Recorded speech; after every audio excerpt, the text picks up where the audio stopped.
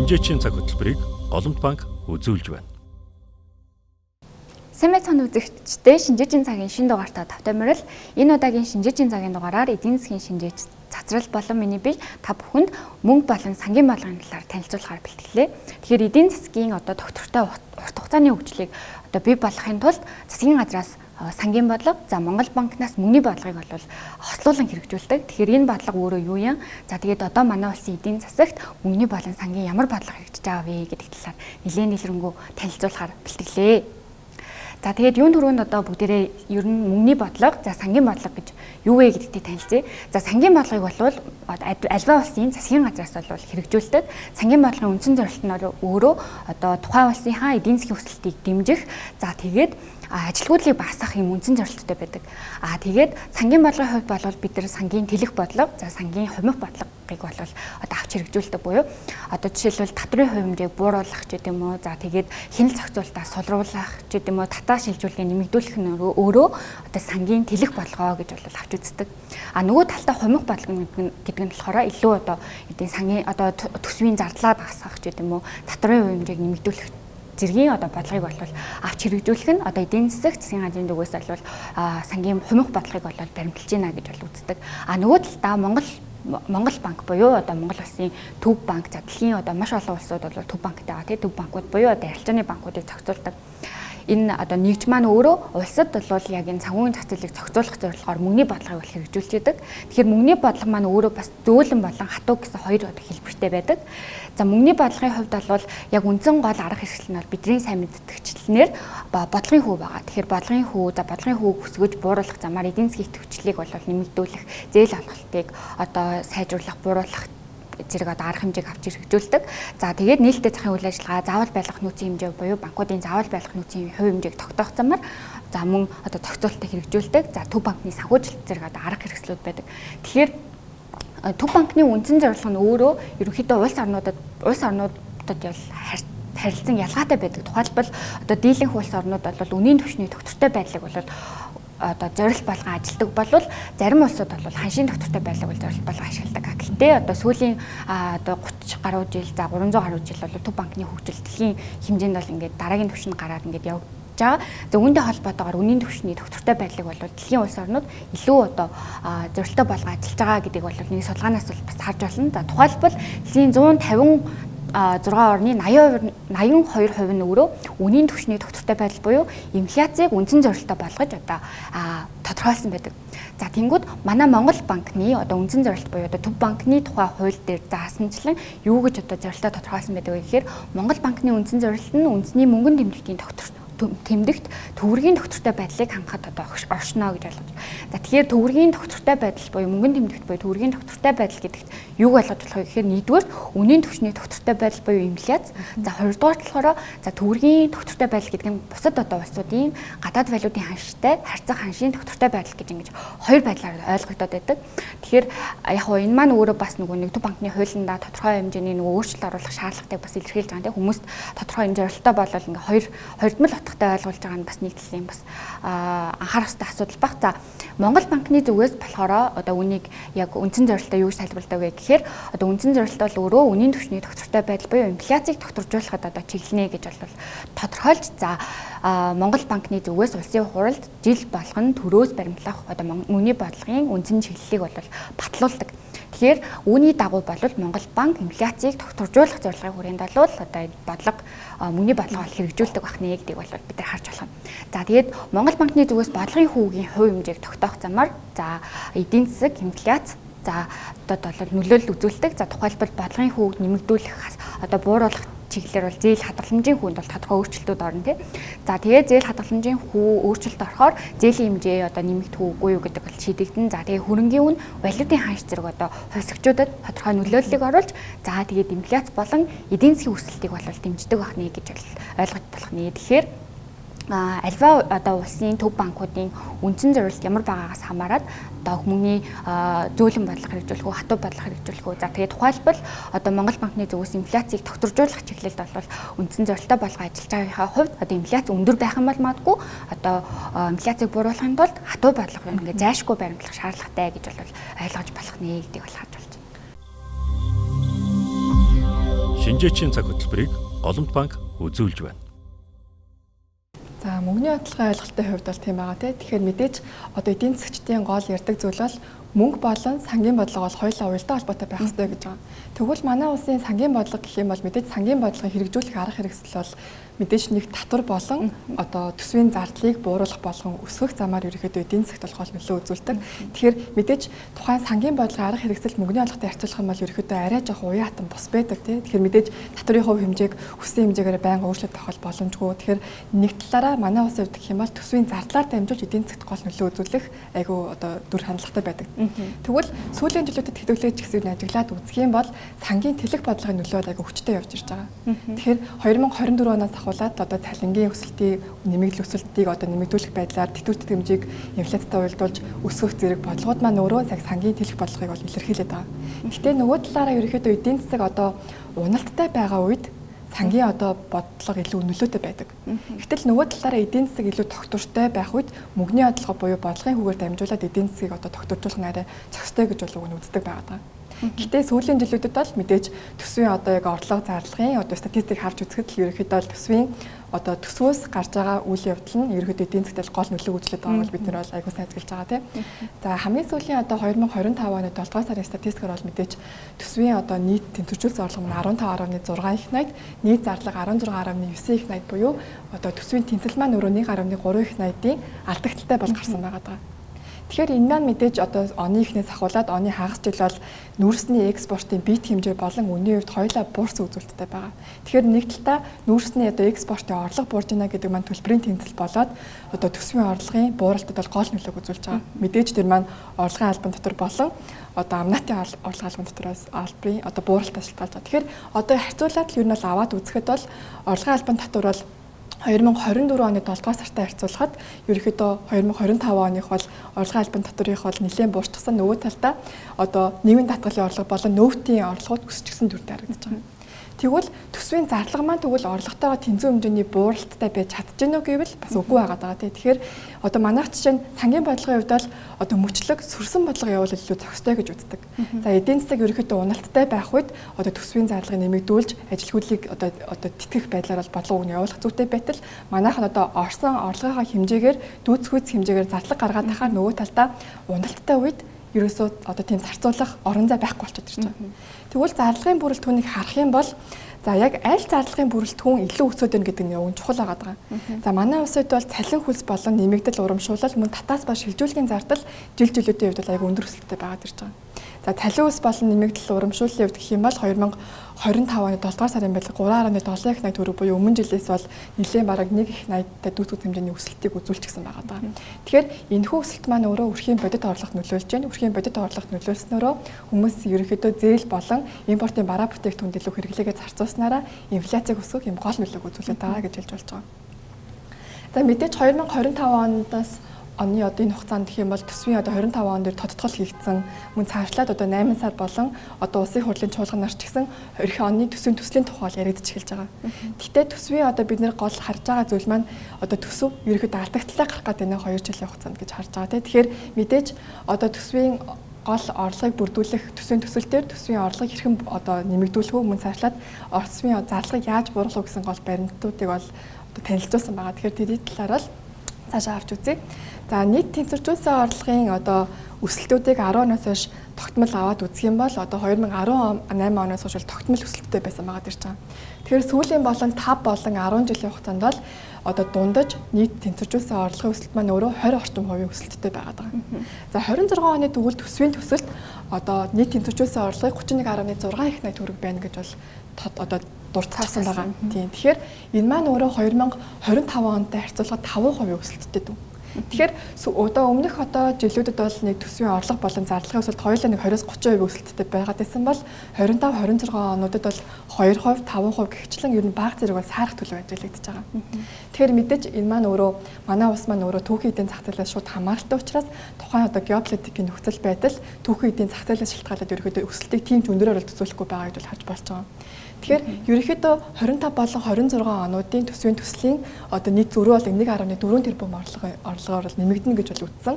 Тэгэхээр 1.4 тэрбумаар ерөнхийдөө нэмэгдэхэд гол нөлөө өсөлтөнд нөлөө үзүүлж байгаа орлого бол орлогын албан татвар болон нөөтийн одоо татвар байгаа. Тэгэхээр мэдээж орлогын албан татврыг хэмжээг бол экспортын бит хэмжээг нэмэгдүүлнэ, мөн цаашлаад уул уурхайн биржийн арилжаа бол айгүй хурдтай явагдана гэдэг үүднээс бол нэмэгдэнэ гэж хүлээлттэй үзэж байгаа. Нөгөө талдаа нэмэгдсэн үржигчдийн албан татврын одоо хуулийг одоо одоогийн улсын хурлын чуулганаар хэлэлцэж байгаа. Тэгэхээр тэрийг маань өөрөө буцаа олголтыг нь орлоготой нь уялдуулаад тодорхой хэмжээгээр нэмэгдүүлнэ гэсэн юм хууль бол яригдаад байгаа гэсэн. Тэгэхээр тэрний хүлээлттэйгээр 386 орчим тэрбумаар өснө гэсэн хүлээлтийг бол бий болгосон байгаа. Гэхдээ нэг талдаа одоо чулуун үрсний орлого хэр байхаас шалтгаалж манай одоо төсвийн орлогын бүрэлдэхүүн одоо үүсэх учраас одоо хэрвээ тэр өнийн бууралт өндөр хэвээр байх юм бол одоо ер нь бол төсвийн алдагдал бас үргэлжлээд нэмэгдэх бол эрсдэлтэй байгаа. За зарлагын хувьд гэх юм бол мэдээж түрүүний дурдсанчлан яг орлогын өсөлттэйгээ дүүцхүүц хэмжээний өсөлтийг бол үзүүлж байгаа. Тэгэхээр сүүлийн 5 жилийн хугацаанд бол нийт зарлагын дундаж өсөлт бол 16.7% байсан бол сүүлийн 10 жилийн хугацаанд бол нэг 14 орчим хувьтай байгаа.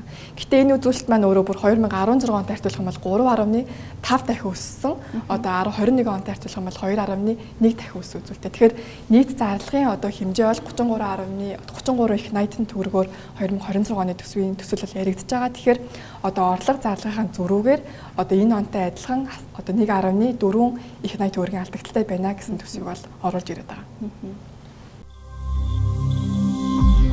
Шинжээчийн цаг хөтөлбөрийг Голомт банк үзүүлж байна. За тэгвэл одоо яг бид нар сангийн бодлогын өнөөгийн нөхцөл байдлыг харлаа шүү дээ. Харьцангуй одоо илүү одоо тэлэх чиглэлд бол одоо засгийн газар маань одоо бодлого хэрэгжүүлж байна. За тэгвэл нөгөө талдаа мөнгөний бодлогын талаар одоо 2026 онд баримтлах үндсэн чиглэлийг бол Монгол банкнаас танилцуулсан тийм. За тэнгууд Монгол банкны зүгээс төрөөс баримтлах үндсэн одоо мөнгөний бодлогын чиглэлийг үндсэн 3 чиглэлд бол хэрэгжүүлдэг. За нэгдүгээрт болохоор мөнгөний болон макро одоо зохистой бодлогын хүрээнд бол бодлого хэрэгжүүлдэг. За энд бол гол нөгөө нэг инфляцийг одоо тогтворжуулах хүрээнд бол баримтлаж байгаа бодлого орж ирнэ. За тухайлбал 2025 он, за 2026 онд дуустал бол Монгол банкнаас инфляцийг хамгийн одоо дунджаар бол 6 дээр нэмэх хасаа 2% интервалд бол барина гэдэг ийм зорилттой байгаа. 2027 оноос 5% интервал болгож одоо нэмэгдүүлнэ гэдэг бол танилцуулсан байгаа.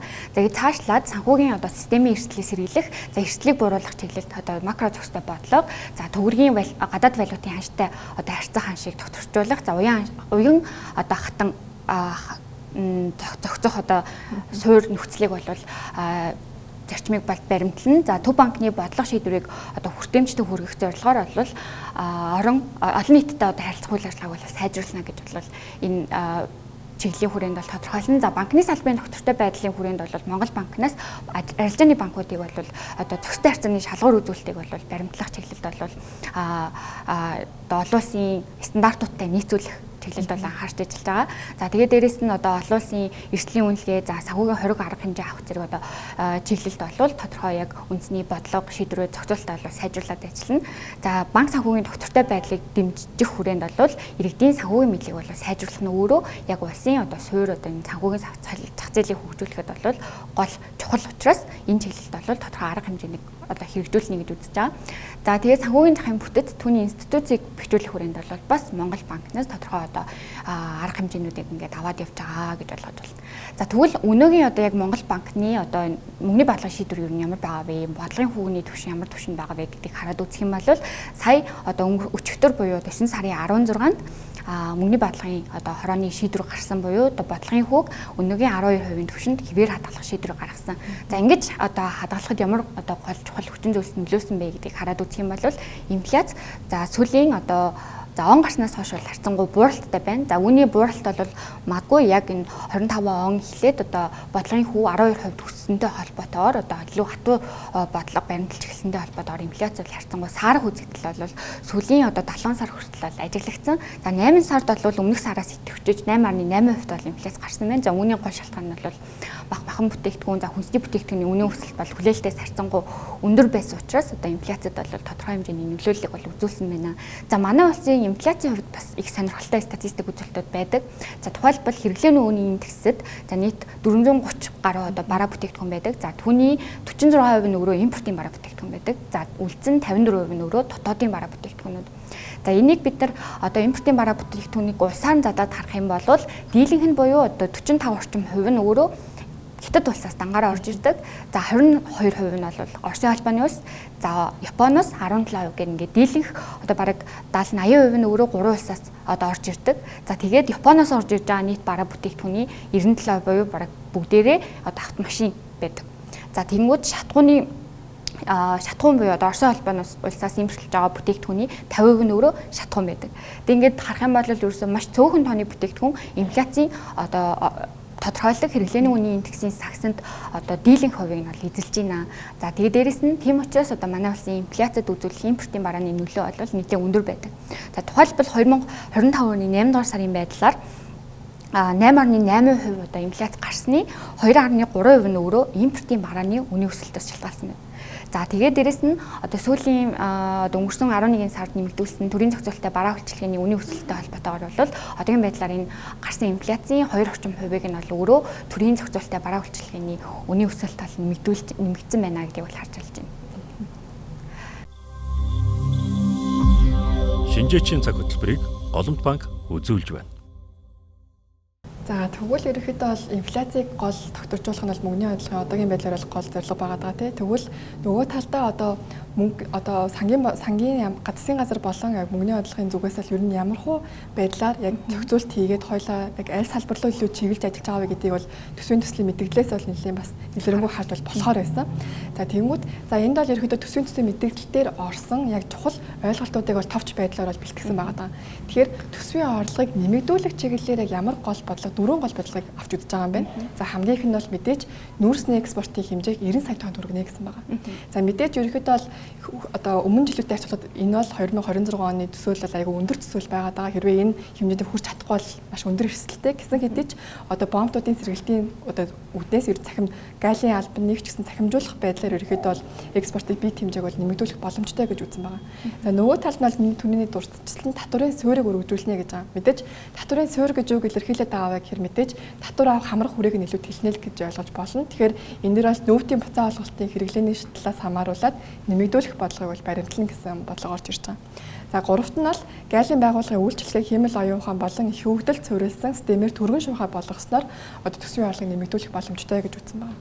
За хамгийн сүүлд нь бол инфляцийг тогтворжуулах, үнийн өсөлтийг сэргийлэх зорилгоор одоо газрын төсний зарим бүтээгдэхүүний гаалийн болон онцгой татварыг одоо тик хувиар тогтоосон арга хэмжээг өргөжлүүлж хэрэгжүүлнэ гэсэн байна. Тэгэхээр энэ мэтчлэн одоо авж байгаа шийдвэрүүд маань өөрөө яг мөнгөний орлогын зохистой байдалтай ерөөхдөө нийтдээ байх шаардлагатай гэсэн бол одоо шаардлага байдаг тий. За нөгөө талд тэгвэл төсвийн одоо урсгал зардлын мэдээлэл өөрчлөлтөөр бол юу орж ирж байгаа гэдгийг бол авч үзье. За энэ жил бол 2025 оны төсвийн тодтголыг хийхэд одоо төрийн хэмнэлтийг үргэлжлүүлнэ гэсэн байгаа. Тэгэхээр төрийн хэмнэлтийн одоо үйл ажиллагааг явуулахын тулд одоо ерөөхдөө удирдах албан тушаалтай хүмүүсийн орон тоог нь буулгах байдлаар ер нь төрийн албан хаагчдын 9% орчмыг нь бол буулгасан байгаа. Тэгэхээр ерөөхдөө эхний одоо яригж байгаа зүйл маань удирдах албан тушаалтны орон тоог бууруулж төрийн албан хаагчид нийт орон тооны тэлэлтийг бол хязгаарлана гэсэн бодлого. За хоёрт бол төрийн хэмнэлтийн бодлогыг бол үргэлжлүүлнэ. Гуравт бол экспортыг нэмэгдүүлэх, уур амьсгалын өөрчлөлттэй холбоотой нэмэгт одоо гарч байгаа нэмэгдэл зардлуудыг бол дахиад төсөвлөнө гэсэн байна. Тэгэхээр уур амьсгалын өөрчлөлттэй холбоотой гарч байгаа зардал гэдэгт бид нэр юу гэж ойлгох вэ гэхээр мэдээж одоо уур амьсгалын өөрчлөлтийн нөлөө бол манай улсад бол нэг хөвгтэй нөлөө үзүүлдэг. Тэгэхээр одоо эрх чиглэлүүдэд одоо өвөл болон хаврын нөхцөл байдал ямар байхаас шалтгаалаад түүнээс сэргийлэх байдлаар орон нутгийн төсвүүдийг баг зэрэг нэмж байгаа тийм үйл ажиллагаа бол орж ирж байгаа. За тэгвэл 26 оны төсвийн төсөлд аялал жуулчлал болон хөдөө аж ахуйн салбар дээр нэлээд одоо олон тооны одоо төсвөөс гарч байгаа зардлууд бол орж ирсэн байгаа даа. Тэгэхээр хөдөө аж ахуйн салбарыг дэмжих одоо энэ арга хэмжээнийх нь гол зорилго маань өөрөө инфляцийн өсөлт маань өөрөө нийлүүлэлтийн одоо эрэлтээс шалтгаалсан тийм нийлүүлэлтээс шалтгаалсан инфляцийн өсөлт бас өндөр байгаа даа. Тэгэхээр одоо бидний өдөр тутамдаа авч хэрэглэдэг мах болон хүнсний бараа бүтээгдэхүүний өсөлт өндөр байгаа даа. Тэгэхээр тэр маань өөрөө импортоор орж ирж байгаа барааны одоо өсөлтөөс шалтгаалж байгаа учраас нөгөө талдаа дотооддоо хөдөө аж ахуйн салбарыг илүү хөгжүүлснээрээ инфляцийг тогтворжуулах буюу тэр нийлүүлэлтийн гаралтай инфляцийг бууруулах боломжтой гэж үзсэн байгаа. Тэгэхээр эрх чиглэлийн одоо төсвийн төсөлтөр гол яригдж байгаа төсөл маань одоо төслүүд нь болоод ирэнгүүт одоо хүнсний хангамж, аюулгүй байдлын үндэсний хөдөлгөөн, шинэ хоршоо, хатар дөрөв аян, цагаалт үндэсний хөдөлгөөн болон жижиг дунд үйлдвэрлэлийг дэмжих одоо бодлогууд дээр засгийн газрын зүгээс одоо хөнгөлтэй зээл болон зээлийг одоо бага хэмжээр олох байдлаар оролцох тийм төслүүдийг бол дурдж өгсөн айгу сонирхолтой бас тийм мэдээ байсан. За тэгвэл одоо цай бол ерөөхдөө орлого яаж нэмэгдүүлэх үү, зардлаа яаж бууруулах уу гэдэг тал дээр ямар одоо онцлог мэдээ өстэйг бол дурдсан. Тэгвэл яг хөрөнгө оруулалт болон гадаадын тусламжийн одоо түвшиндээ юу яригдж байгаа гэдгийг бол авч үзье те. За тэгвэл 2025 оноос ахуулаад ер нь бол 14 мега төслүүдийн хэрэгжилтэйдэг бол хүмүүс айгу сонирхож ихсэн те. Одоо эдийн засгийг урт хугацаанд одоо тогтвортой байлгахад гол нөлөө үзүүлэх төслүүд гэж яригдчихсэн байгаа. Тэгвэл 2025 оны хувьд бол нийт одоо төсвийн хөрөнгө оруулалт дээр дурддагцсанаар бол 621 төсөл арга хэмжээг төсвийн хөрөнгө оруулалтаар хэмжээ нь бол 3.2 их найд төгрөгийг төсвийн хөрөнгө оруулалтаар бий болгоно гэж үзсэн байгаа даа.